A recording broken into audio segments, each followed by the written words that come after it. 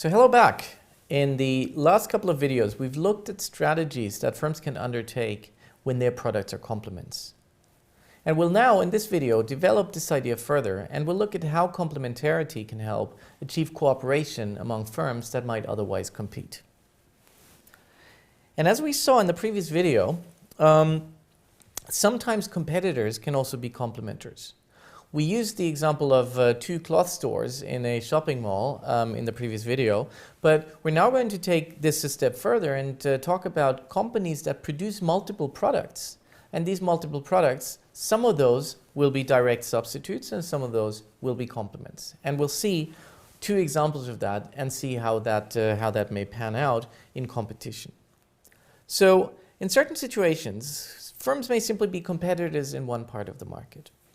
So they might also be complementers in the other part of the market.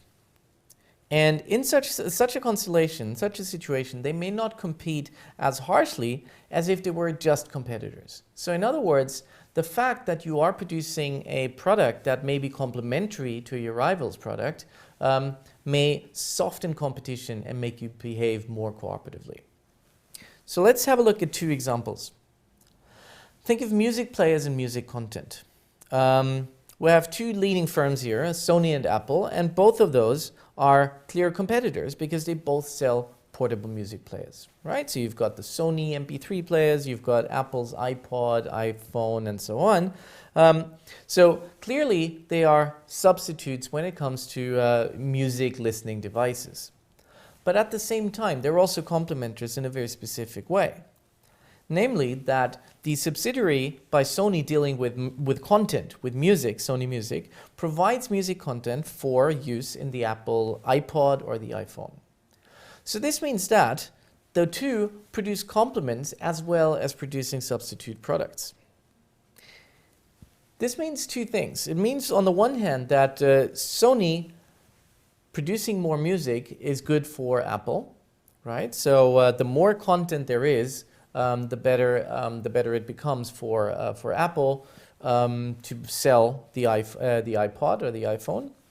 But at the same time, Apple's iTunes Store is also an important sales platform for Sony's music content. So that means that the iTunes Store is an important complement for the music content by Sony. So here, complementary and conflicting interests present in the same set of firms.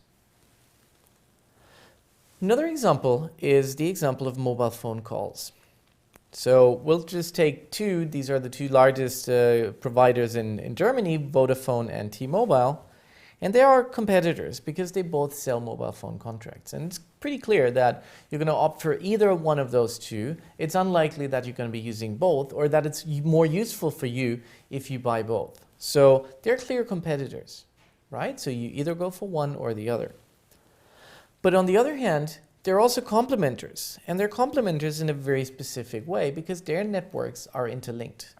In other words, if you have a T-Mobile contract, you can call Vodafone customers, and if you have a Vodafone contract, you can call T-Mobile customers. And is that a good thing? Is that a reason to think of complementarities? Well, of course, because you join Vodafone, you join a particular network because you know that you can call your own members of your own network, but you can also call T-Mobile customers and vice versa, of course. So this means that parts of the revenues of Vodafone and T-Mobile will come from these cross-network calls.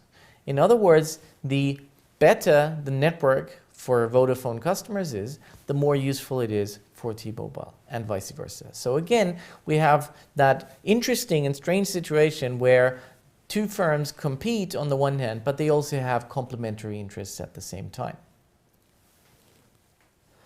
So to sum up, we can see, or we have seen, that complementarity can help achieve cooperation. And to be a bit more specific, if two companies produce similar or even the same products in one market and complementary products in another market, they won't compete that harshly. And we'll have a brief quiz on this, so do try to go through it, and I'll see you after this with a last video lecture for today. So see you in a second.